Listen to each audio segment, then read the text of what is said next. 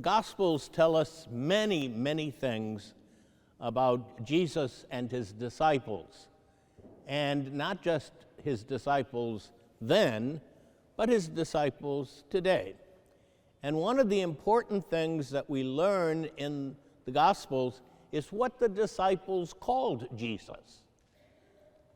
Today, in the Gospel, we hear that title that he was often given, most frequently, by his disciples, and that was the title, Teacher.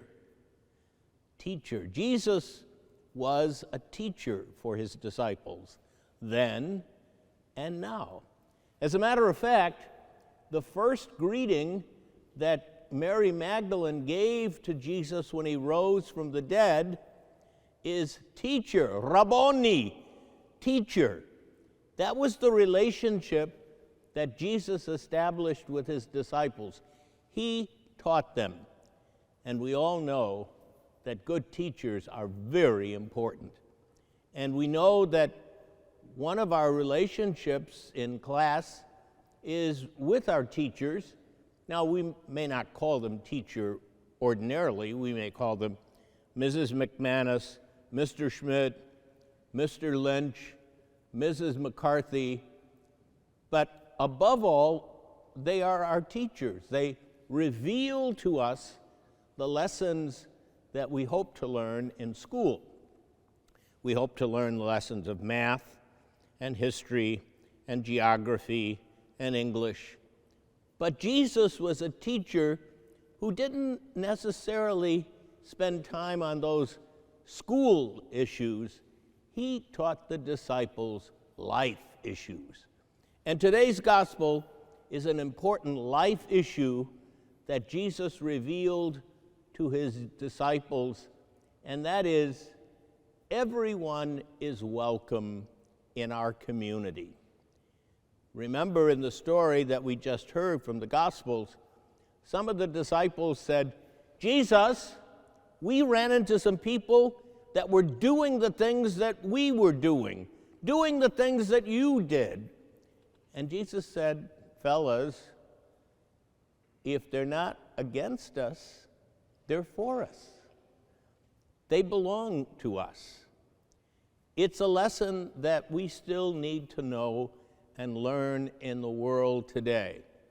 That is, Jesus tells his disciples to bring together people in a common friendship.